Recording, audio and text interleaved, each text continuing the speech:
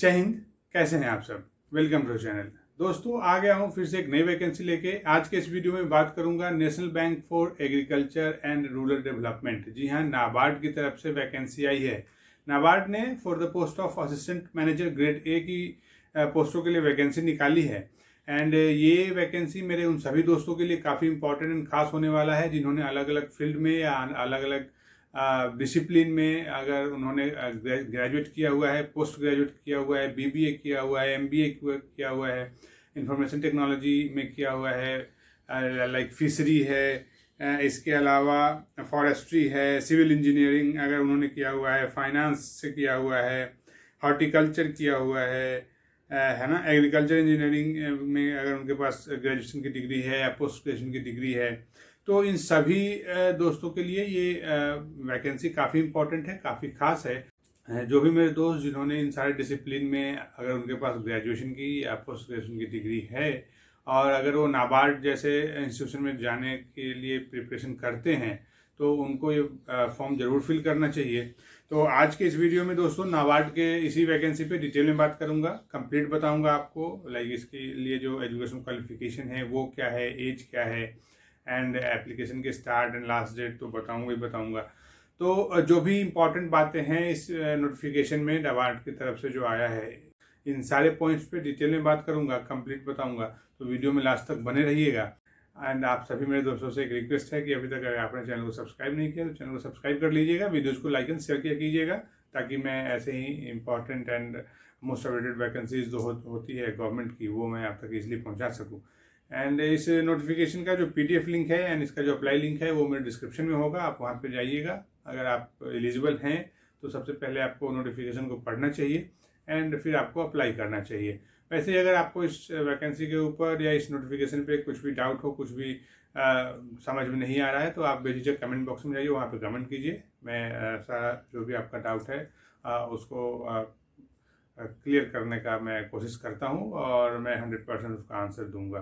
तो चलिए दोस्तों वीडियो को शुरू करते हैं, क्योंकि अगर वीडियो बहुत ज़्यादा लंबा हो जाता है तो फिर देखने वाले देखते नहीं हैं। तो जो भी मेरा वीडियो होता है इसमें सिर्फ इन्फॉर्मेशन ही होता है, कोई ऐसा प्रमोशन या कुछ ऐसा तो होता नहीं है, लेकिन फिर भी वीडियो थोड़ी लंबी हो जाती है क्योंकि मेरा जो समझाने का तरीका है वो कुछ अलग होता है और मैं अलग तरीके से समझाता हूँ और मैं कोशिश करता हूँ कि जो भी नोटिफिकेशन में जो भी इंपॉर्टेंट बातें हैं वो मैं सब आपको पहुँचा दूँ आप तक एंड आपको बता दूँ। सो चलिए विदाउट वेस्टिंग एनी टाइम हमें वीडियो शुरू करना चाहिए। So let's start the video.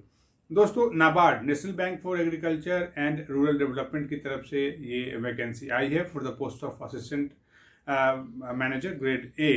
And अगर सबसे पहले इसके एप्लीकेशन स्टार्ट डेट की बात करूं तो जो एप्लीकेशन की स्टार्ट डेट है 18 जुलाई 2022 से ये स्टार्ट हो चुका है। इसके एप्लीकेशन की जो लास्ट डेट है ये 7 अगस्त 2022 है।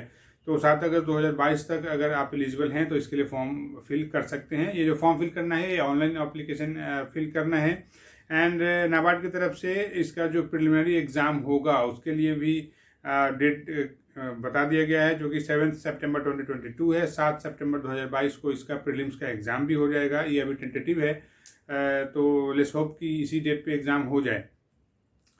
इसके आगे अगर इसके नंबर ऑफ पोस्ट की बात करूं कि जो टोटल नंबर ऑफ पोस्ट है वो कितनी है, तो जो टोटल नंबर ऑफ पोस्ट है वो 168 है। 168 सीटों के लिए ये वैकेंसी आई है, जिसमें असिस्टेंट मैनेजर जो हैं वो RDBS मतलब रूरल डेवलपमेंट बैंकिंग सिस्टम के लिए 161 पोस्टें हैं एंड असिस्टेंट मैनेजर राजभाषा उसके लिए 7 पोस्ट है। तो इसमें दो अलग अलग डिवीज़न या दो अलग अलग डिपार्टमेंट में अगर बोलूँ उसके लिए इसको डिवाइड किया हुआ है। RDBS के लिए 161 है एंड राजभाषा जो सर्विस है नाबार्ड का उसके लिए 7 पोस्ट है। तो ये चीज़ आप नोट कर लीजिएगा।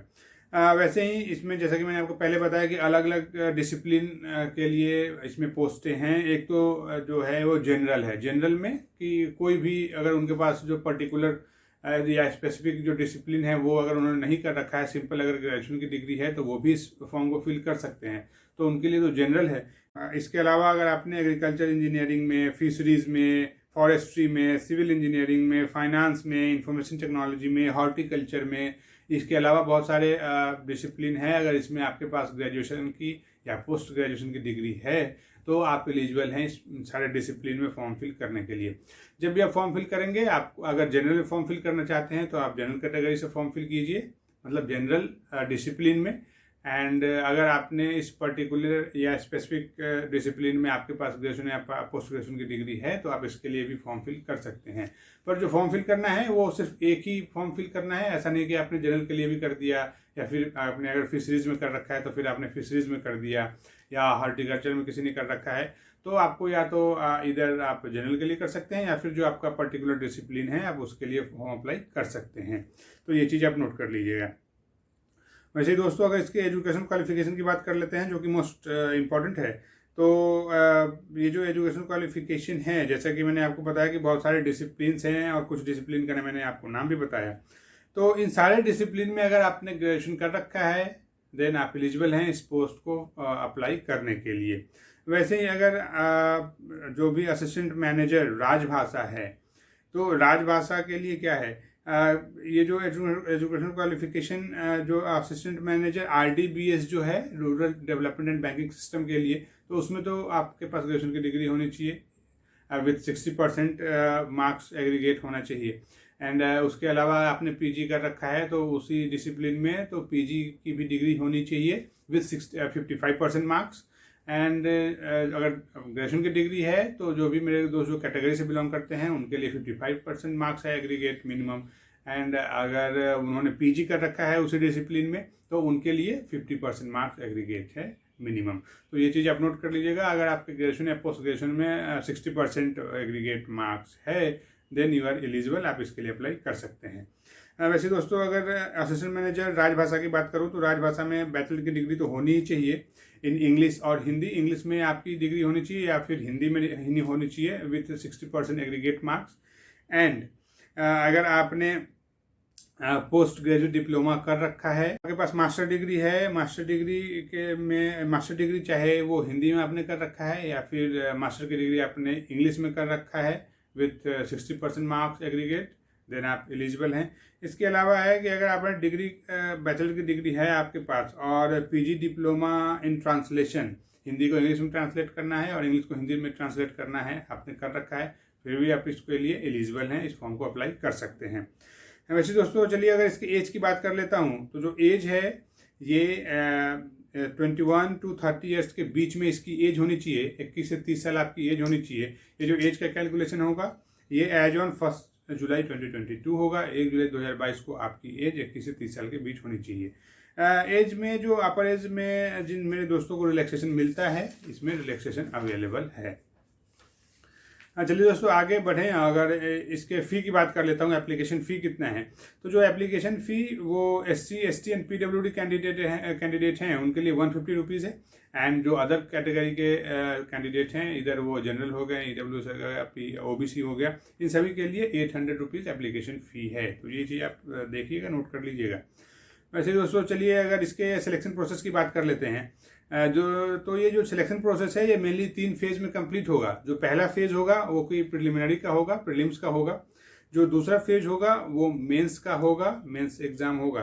एंड जो तीसरा फेज होगा वो इंटरव्यू होगा। तो इसमें इंटरव्यू है, ये आप नोट कर लीजिएगा। वैसे अगर इसके एग्जाम पैटर्न की बात करें कि जो प्रीलिम्स है उसमें क्या क्या पूछेगी नाबार्ड, तो जो इसका प्रीलिम्स है इसमें मेनली जो प्रीलिम्स का क्वेश्चन होगा, क्वेश्चन पेपर, उसमें 8 अलग अलग पार्ट में ये डिवाइड है। तो जो पहला पार्ट है वो रीजनिंग का पार्ट है। रीजनिंग से 20 क्वेश्चन पूछेगी और इसमें 20 मार्क्स आपको मिलेगा। वैसे ही जो दूसरा पार्ट है वो इंग्लिश लैंग्वेज का है, उसमें 30 क्वेश्चन 30 मार्क्स का होगा। उसके बाद कंप्यूटर नॉलेज का पार्ट है जिससे 20 क्वेश्चन 20 मार्क्स का होगा।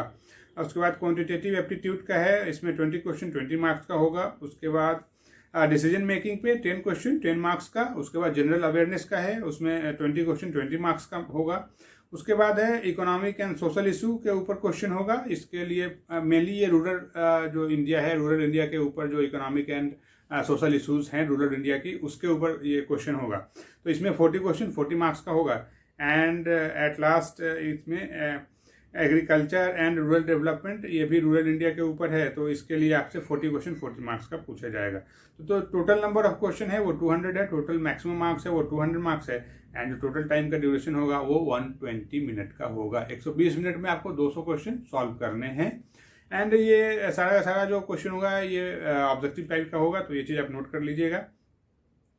वैसे दोस्तों इसमें जो कुछ इंपॉर्टेंट बातें जैसे हैं, जहां मैं बताऊं आपको कि जब आप ये पेपर को प्रीलिम्स देते हैं तो आपका मेंस में जो क्वालिफिकेशन आपका होगा या नहीं होगा, ये इस बात पे डिपेंड करता है कि आपने general awareness, economic and social issues and agriculture and rural development के ऊपर जो क्वेश्चन था इसमें आपने कैसा परफॉर्म किया है। यस, बिकॉज इसके ऊपर जितने भी ये पार्ट हैं प्रीलिम्स के, ये सारे क्वालिफाइंग है, ओनली क्वालिफाइंग। इसका मार्क्स आपके मेंस के क्वालिफिकेशन के लिए नहीं ऐड किया जाएगा। मेंस में क्वालिफिकेशन आपका मेनली ये 3 जो पार्ट है लास्ट के, इसी 3 पार्ट पे डिपेंड करता है। तो इस 3 पार्ट में आपका जो परफॉर्मेंस होना चाहिए वो काफ़ी अच्छा होना चाहिए, और यही आपका मेंस में क्वालिफिकेशन करवाएगा। तो ये चीज़ आप नोट कर लीजिएगा। वैसे दोस्तों अगर इसके मेंस एग्ज़ाम में क्या क्या पूछेंगे उसके ऊपर अगर बात कर लेते हैं, तो जो मेंस का एग्ज़ाम है उसमें पेपर 1 एंड पेपर 2 है, 2 पेपर में ये कंसिस्ट है मेन का पेपर।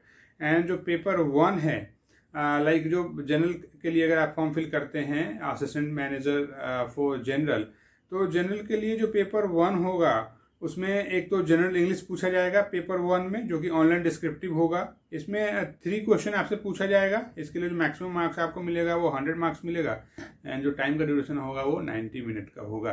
1.5 घंटे में आपको 3 क्वेश्चन लिखना है, जो कि ये डिस्क्रिप्टिव है, और ये जो लिखना है ये कंप्यूटर पे टाइप करके लिखना है। तो ये चीज़ आप नोट कर लीजिएगा, आपको टाइपिंग आनी चाहिए।